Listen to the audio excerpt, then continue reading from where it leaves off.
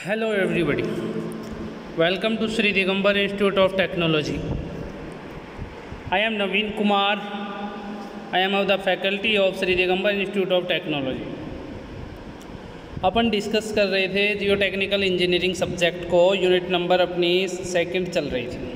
ठीक है, फर्स्ट अपनी कंप्लीट हो चुकी थी, सेकंड में भी कुछ टॉपिक थे वो कंप्लीट हो चुके थे।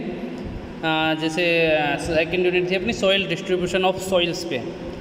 तो सॉइल डिस्ट्रीब्यूशन ऑफ सॉइल्स पे कुछ थ्योरीज पढ़ रहे थे। एक थ्योरी अपन ने पढ़ ली थी बोस्किनेस थ्योरी। ठीक है, आज अपने को नेक्स्ट जो थ्योरी है सॉइल डिस्ट्रीब्यूशन ऑफ सॉइल से रिलेटेड ही उसके ऊपर डिस्कस करना है, उसको पढ़ना है। तो वो जो दूसरी थ्योरी है वो है वेस्टरगार्ड थ्योरी। एक वेस्टरगार्ड थ्योरी है, फिर उसके बाद में कुछ और भी अपनी थ्योरी है उनको डिस्कस करेंगे। लेकिन आज अपने को ओनली डिस्कस किस पे करना है, वेस्टरगार्ड थ्योरी पे।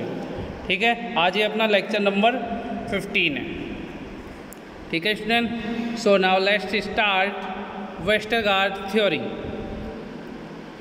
जैसे बोस्किनेस थ्योरी के एजप्शन थे उसी बेसिस पे वेस्टरगार्ड थ्योरी के भी कुछ एजप्शन हैं। वेस्टरगार्ड ने भी कुछ अपने एजप्शन दिए थे थ्योरी को प्रूव करने के लिए। ठीक है, तो फर्स्ट एजप्शन था medium is assume to be homogeneous, जो कि अपना बोस्किनेस थ्योरी में भी लिखा था कि होमोजीनियस होना चाहिए, semi infinite, elastic and non isotropic. यहाँ आप देखिए बोस्किनेस थ्योरी से और वेस्टरगार्ड थ्योरी में जो एजप्शन है उनमें अगर डिफरेंस देखें तो वो क्या है, वो डिफरेंस है कि वहाँ पे तो होमोजीनियस था बोस्किनेस में, तो वो सेम है। यहाँ पे भी वही है, बोस्किन होमोजीनियस ही है। सेमी इनफाइनाइट वहाँ पे था, बट वहाँ अपना बोस्किनेस थ्योरी में आइसोट्रोपिक थी, यहाँ नॉन आइसोट्रोपिक सॉइल है। ठीक है, ये कुछ एक डिफरेंस है। सेकंड एजप्शन है here medium is assumed to be laterally reinforced with fibers of negligible thickness। ठीक है, जो रेनफोर्समेंट अगर अपन प्रोवाइड कर रहे हैं तो जो उसकी थिकनेस होगी उसको क्या किया है, नेग्लिजिबल किया है। That is more medium is considered to be rigid horizontal and elastic vertically. ठीक है, रिजिड हॉरिजॉन्टली और इलास्टिकली वर्टिकली होगा। It mean no lateral deformation but only vertical deformation. कोई भी लेटरल डिफॉर्मेशन इसमें नहीं होगा, ओनली वर्टिकल डिफॉर्मेशन होगा अगर होगा तो। ठीक है, तो ये उसके दो एजप्शन में उसने यही कहा है कि सॉइल कैसी होनी चाहिए, homogeneous, semi infinite, elastic and isotropic होनी चाहिए। ठीक है, और जो अगर रेनफोर्समेंट अगर प्रोवाइड किया है तो थिकनेस को नेग्लिजिबल किया है। ठीक है स्टूडेंट, तो ये वेस्टरगार्ड थ्योरी के कुछ एजप्शन थे। अब आगे देखते हैं, उसी एजप्शन को ही आगे कंटिन्यू करते हुए कुछ और बात कही है, कुछ फार्मूलाज दिए हैं उसने अपने, जैसे कि बोस्किनेस ने दिए थे अपने फार्मूले, उसी बेसिस पे इसने भी अपने कुछ फार्मूले रखे हैं। ठीक है, Westergaard equation for vertical stress for a point load for a Poisson ratio value equal to 0 is given by. ठीक है, वर्टिकल स्ट्रेस ही, इसमें भी क्या लगेगा, पॉइंट लोड ही लगेगा। ठीक है, पॉइंट लोड कंसीडर किया है, तो उसके लिए स्ट्रेस के लिए जो इसका फर्स्ट फार्मूला ड्राइव होता है वो क्या होता है, जैसे वहाँ पे अपना जो फार्मूला हुआ था बोस्किनेस में भी यही बताया था पहले, के बी की नहीं, के डब्ल्यू की जगह वहाँ क्या था, के बी था। ठीक, इसको क्या बोलते हैं, इन्फ्लुएंस फैक्टर। ठीक है, तो यहाँ sigma Z is equal to क्या है, K W into Q upon Z square. ठीक है, वहाँ ओनली के डब्ल्यू की जगह क्या था, के बी था। ठीक, के डब्ल्यू क्या है, वेस्टरगार्ड इन्फ्लुएंस फैक्टर। ठीक, अब इन दोनों में जो डिफरेंस आता है वो इन्फ्लुएंस फैक्टर का ही डिफरेंस आता है। वहाँ पे जो अपना बोस्किनेस थ्योरी में जो के बी था उसका जो वैल्यू था वो था 3/2 pi into 1/1 plus R upon Z का स्क्वायर होल 3/2। ठीक, बट यहाँ पे जो KW है वेस्टरगार्ड इन्फ्लुएंस फैक्टर है वो क्या होगा 1/पाई इंटू 1/1 + 2 इंटू R/Z का स्क्वायर होल 3/2। ठीक, ये अपना QW का यहाँ बनता है।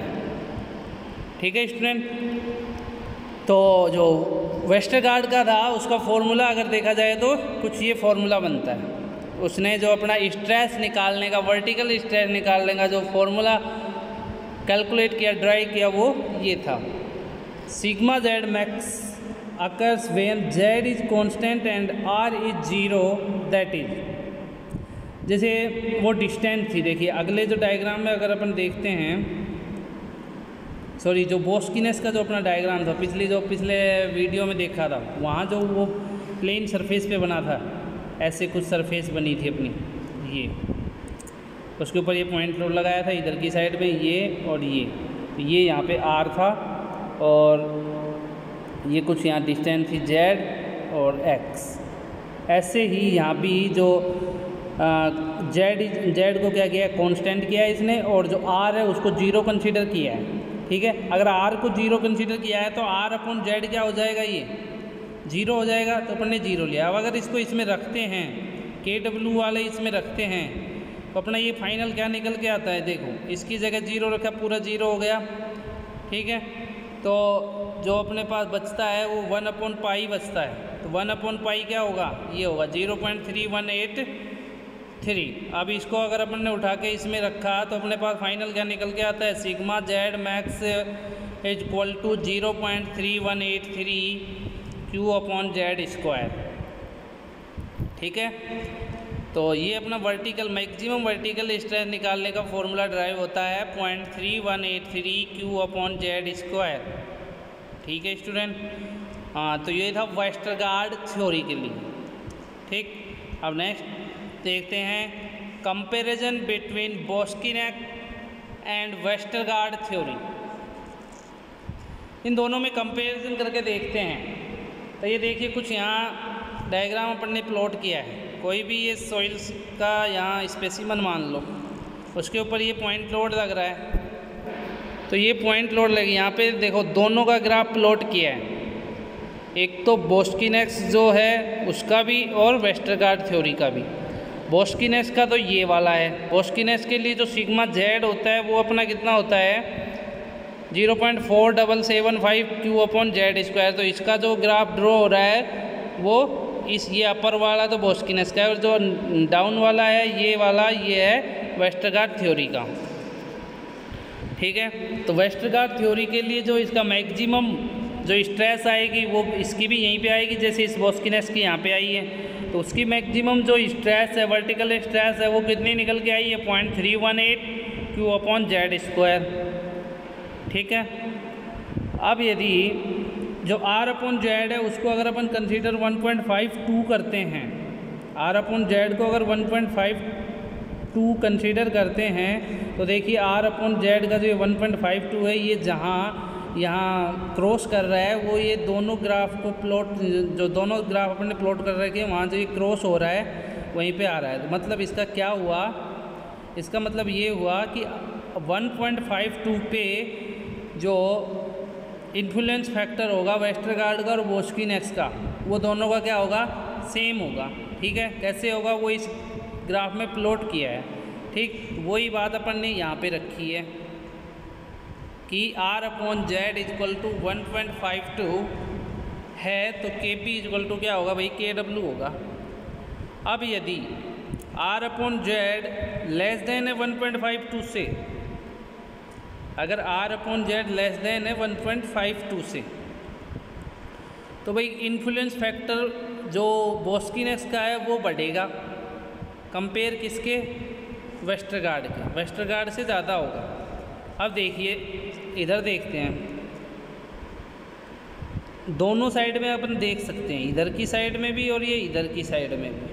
ठीक, अगर R/Z कम होता है, अगर ये कम होगा, इधर वाला देखते हैं, अगर ये कम होगा तो ये इधर आएगा, अगर इधर की साइड में आएगा तो देखिए ऊपर जो बोस्कीनेस है थ्योरी का जो ग्राफ प्लॉट हो रहा है वो अगर ये इधर आ रहा है, देखिए डिक्रीजिंग ऑर्डर में, अगर अपन इधर की साइड जाते हैं, मान लो यहाँ पे देखते हैं तो यहाँ पे ये आएगा, और इसी को अगर यहाँ देखते हैं तो यहाँ पे ये कम हो जाएगा, ठीक।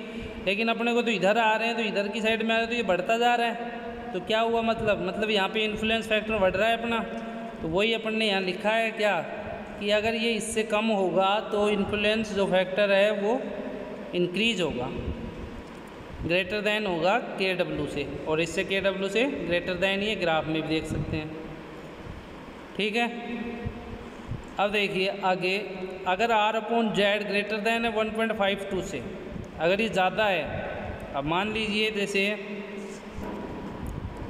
ये इधर की साइड बढ़ रहा है अपना, अगर इधर जाएंगे तो R/Z की वैल्यू बढ़ेगी, और इधर जाएंगे ये इसको देखेंगे तो इधर भी बढ़ेगी। अब अगर इधर जा रहे हैं तो यहाँ पे पहुँचते हैं, अगर इस पॉइंट पे देखते हैं तो ये डिक्रीज हो रहा है, तो ये नीचे की साइड डिक्रीज हुआ, तो इन्फ्लुएंस फैक्टर क्या हो गया, लेस देन हो गया, जो कि ये लेस देन यहाँ पे कंसीडर कर रखा है। अगर इधर की साइड गए तब क्या हो रहा है, इंक्रीज हो रहा है, इंक्रीज हो रहा है, तो जो बोस्कीनेस इन्फ्लुएंस फैक्टर होगा वो भी क्या होगा, लेस होगा। तो ये अपने को लेस करके ही शो दिखा रहा है यहाँ, तो इसकी बात सही है ये। तो ये जो तीनों कंडीशन है, ये तीनों कंडीशन अपने को क्या बता रही हैं, यही बता रही हैं जो R/Z इक्वल टू अगर 1.52 लेते हैं, कम लेते हैं और ज़्यादा लेते हैं, तो उसका जो ग्राफ प्लॉट होता है, जो बोस्कीनेस इन्फ्लुएंस फैक्टर है वो कैसे डिफाइन होता है, वो ही इसमें बताया है, ठीक है। अब देखिए आगे, vertical stress due to a uniform line load. Vertical stress निकाल रहे हैं due to uniform line load, किसी कोई लाइन है उसके ऊपर यूनिफॉर्म लोड लग रहा है, पूरे पे एक समान लोड लग रहा है, तब उसके ऊपर वर्टिकल स्ट्रेस क्या आएगी वो कैलकुलेट करना है। तो देखिए पहले ये डायग्राम देखते हैं। डायग्राम में मान लो ये कोई प्लेन सेक्शन पे ये अपनी लाइन है, ये लाइन अपन ने प्लॉट कर रखी है यहाँ पे, ठीक। इसके ऊपर ये यूनिफॉर्म लोड कंसीडर है, तो इस यूनिफॉर्म लोड की वजह से कितना इफेक्ट आता है, सॉइल के स्पेसिमेन पे कितना इफेक्ट आता है, वो रिजल्टेंट कहाँ पे से होता है, वो अपने को यहाँ कंसीडर करना है, ठीक। तो ये निकाला, ये कुछ डिस्टेंस है इसकी Z, ठीक है, Z डिस्टेंस पे, और इधर से इसकी डिस्टेंस ही X। अब इसका रिजल्टेंट क्या हो गया R इक्वल टू क्या हो गया, √x² + y², ठीक है। तो ये vertical stress due to line load है, जिससे अपन को मैक्सिमम स्ट्रेस निकालनी है सॉइल के स्पेसिमेन पर। अब देखिए, for this 2 dimensional problem using the principle of elastic theory, the vertical stress sigma z at a point P in the soil mass with coordinate x z is given as,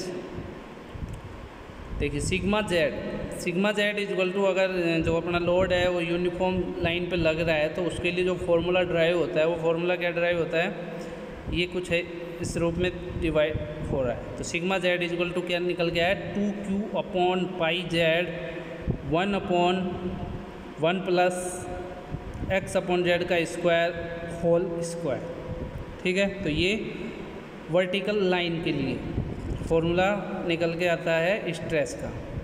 if point load P is just below the load at a depth Z that is x equal to 0। अब देखिए इस diagram में अगर ये जो x distance है इसको 0 consider करते हैं, तो अपनी मैक्सिमम स्ट्रेस कितनी निकल के आएगी, सिग्मा z, ये जो x/z है इसकी जगह अगर 0 पुटअप करते हैं तो ये पूरा 0 होगा।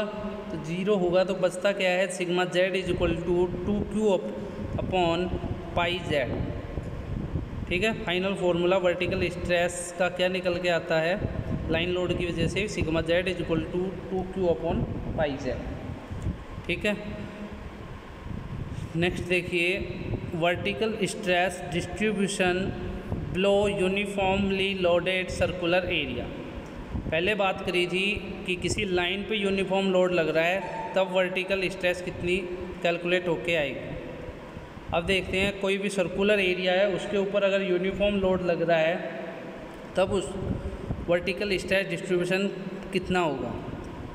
For a circular area of radius R loaded uniformly with Q per unit area, कोई भी क्यू लोड है वो पर यूनिट एरिया पे लग रहा है, ए एरिया पे अपना क्यू लोड लग रहा है uniform. The vertical stress at a depth Z is given as, कोई भी जेड डिस्टेंस है उस पे अपने को वर्टिकल स्ट्रेस निकाल के बताना है।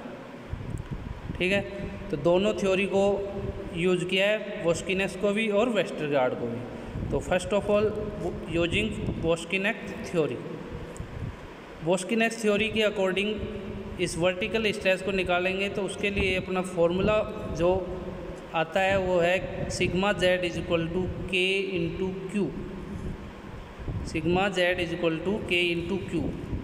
और वैसे जो वोस्किनेस थ्योरी का फॉर्मूला अपन ने पहले ड्राई किया था वो था sigma Z is equal to k b into Q upon Z square, k b into Q upon Z square था। ठीक है, यहाँ क्या लिया है sigma Z is equal to k into q. अब जो k है उसकी जगह क्या कंसीडर किया है 1 माइनस कोस क्यू एल्फ़ा।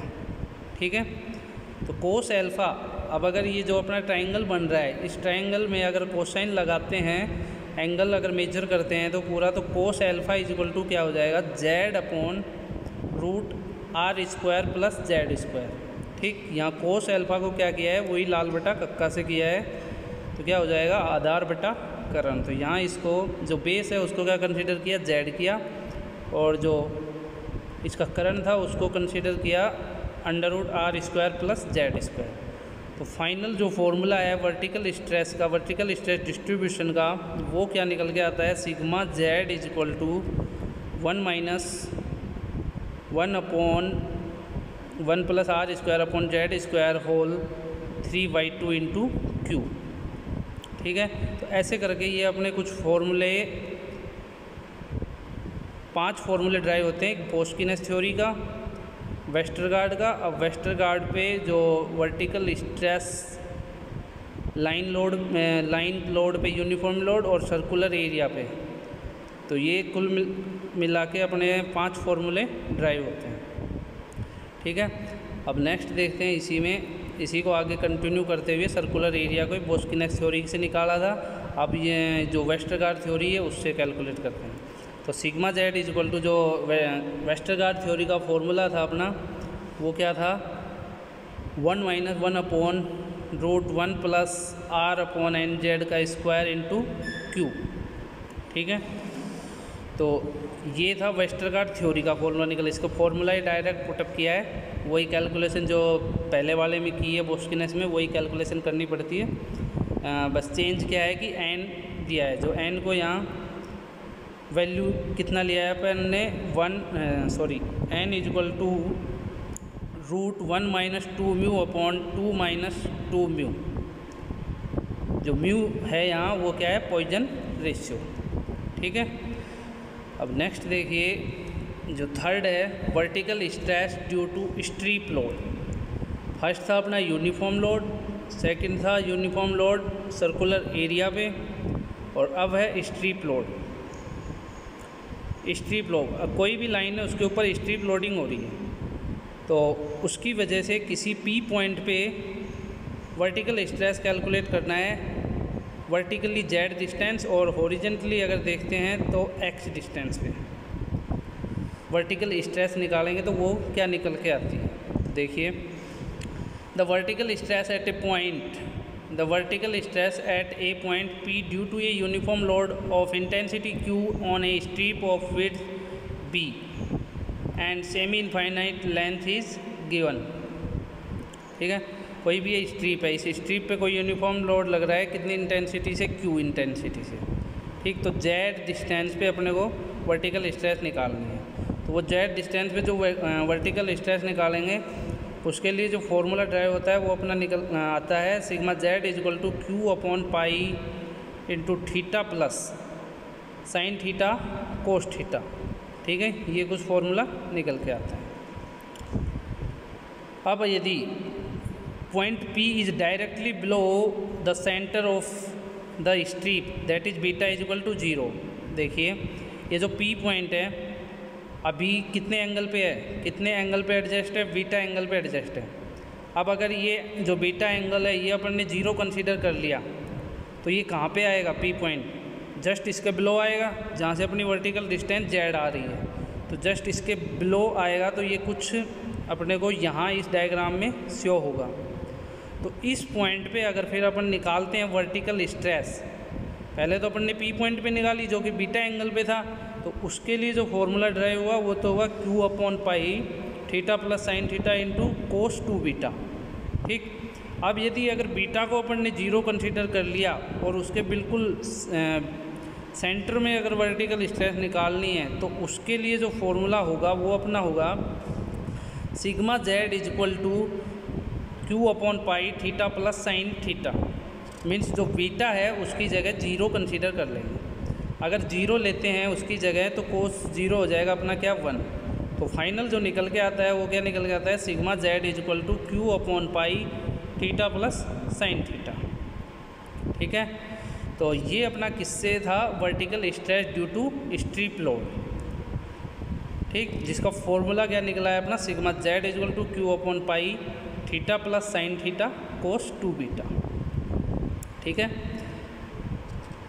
देखिए आज जो अपन ने डिस्कस किया है वो क्या क्या किया है। फर्स्ट ऑफ ऑल था अपना वेस्टरगार्ड थ्योरी। वेस्टरगार्ड थ्योरी में कुछ 2 अजप्शन पढ़े थे पहले, जिसमें सॉइल को होमोजीनियस सेमी इनफाइनाइट और नॉन आइसोट्रोपिक कंसिडर किया था। ठीक है, फिर उसके बाद जो इसका फॉर्मूला था वो अपन ने पूरा ड्राइव किया था। तो फॉर्मूला इसका फाइनल निकल के आया था sigma Z max is equal to 0.3188 Q/Z²। ठीक है, जो इन्फ्लुएंस फैक्टर है वो अपना 1/पाई into 1/1 + 2 R/Z² into whole of 3/2। अब कंपैरिजन किया था बोस्किनेस और वेस्टरगार्ड का, कोई जो R/Z डिस्टेंस है उसके ऊपर जो वैल्यू ली थी अपन ने 1.52 ली थी। तो उसको लेते हुए जो इन्फ्लुएंस फैक्टर है उसका कंपैरिजन करते हैं तो उसका ग्राफ कैसा प्लॉट होता है वो अपन ने इसमें देखा था। तो वो कुछ इस शेप में। ठीक है, फिर उसके बाद था vertical stress due to a uniform line load. Line load पे यूनिफॉर्म लोड लग रहा है, किसी लाइन पे यूनिफॉर्म लोड लग रहा है, तो उसके लिए जो फॉर्मूला निकाला था वो क्या था sigma Z is equal to 2Q/पाई Z इंटू 1/1 + x/Z²। ठीक है, फिर था vertical stress distribution below uniformly loaded circular area. Circular area पे कोई है तो उसके लिए फॉर्मूला निकाला था 1 - 1/1 + R² whole of 3/2 into Q। फिर उसके बाद था ये पहला तो था बोस्किनेस के लिए और ये था वेस्टरगार्ड के लिए। फिर था vertical stress due to strip load. किसी भी स्ट्रिप पे कोई यूनिफॉर्म लोड लग रहा है Q इंटेंसिटी का, तो उसके लिए जो फॉर्मूला निकल के आया था वो था sigma Z is equal to Q/पाई theta plus sine theta into cos 2 beta. So thanks for watching my video.